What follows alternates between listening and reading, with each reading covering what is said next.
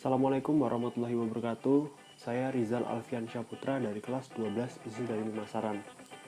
Berikut merupakan laporan hasil pemasaran online mata pelajaran Produk Kreatif dan Kewirausahaan atau PKWU.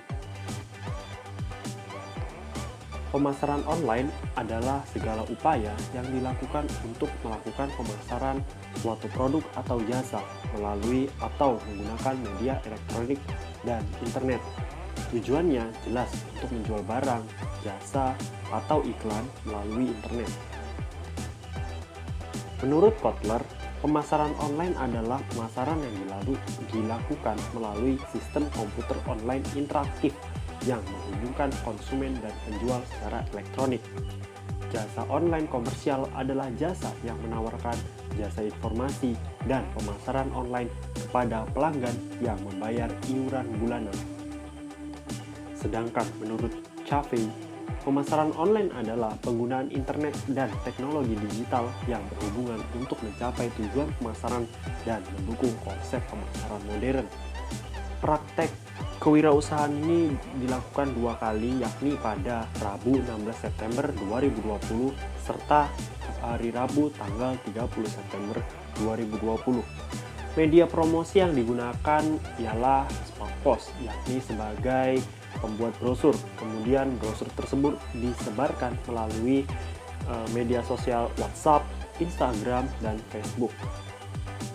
Bahan dan proses pembuatan produk. Yang pertama ialah seblak. Bahannya dapat dilihat di sini. Kemudian tata cara atau proses pembuatannya.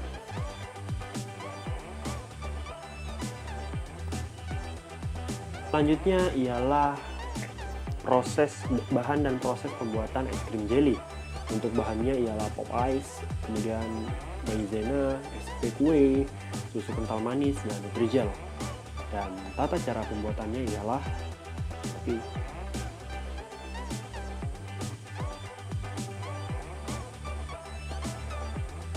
selanjutnya ialah lemon tea. Tata cara dan bahan pembuatannya. Setelah itu lontong sate.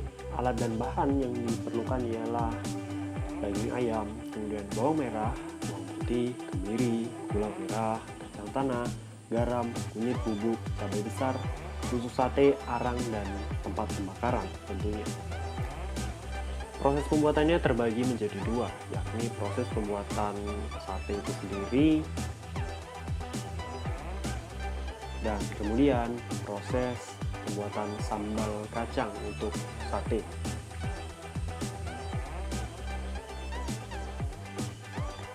Selanjutnya ialah tata cara dan bahan untuk membuat SPHP. Pertama ialah bahannya, yakni ada Nutrijel kelapa, frambozen, gula, daun pandan, selasi, es batu, air, susu kental manis, gelas plastik, dan pewarna makanan.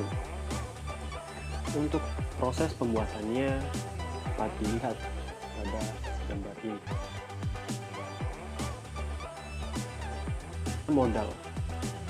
Permodalan didapatkan dengan patungan oleh semua anggota.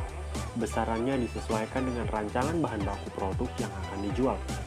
Pada praktek tanggal 16 September 2020, jumlah anggota kami ialah 7 orang dan besaran per anggotanya ialah 60.000, sehingga modal yang didapatkan adalah Rp420.000. Untuk praktek pada tanggal 30 September 2020, anggota kami tetap 7 orang, kemudian besarannya ialah Rp80.000, sehingga modal yang kami dapatkan senilai Rp560.000. HPP atau harga pokok penjualan, yakni biaya yang timbul dari barang yang diproduksi dan dijual pada kegiatan bisnis, termasuk biaya bahan baku, tenaga kerja, dan biaya overhead. HPP adalah total keseluruhan pengeluaran dan beban yang dikenakan baik secara langsung maupun tidak langsung untuk menghasilkan barang dan jasa di dalam kondisi dan tempat di mana barang tersebut dapat dijual atau digunakan. Untuk HPP produk yang pertama ialah seblak. Total modal yang diperlukan untuk memproduksi seblak ialah 201.000 dan produk yang dihasilkan ialah sebanyak 22, sehingga harga pokok penjualannya ialah Rp9.136. Kemudian es krim jelly. Total modal yang diperlukan ialah Rp146.000 untuk membuat 36 produk. Dan ini menjadikan HPP-nya senilai Rp4.055. Selanjutnya adalah lemon tea. Untuk lemon tea, modal yang diperlukan adalah senilai Rp12.500 dengan 8 produk yang dihasilkan. Hal ini membuat HPP-nya adalah senilai Rp151.562.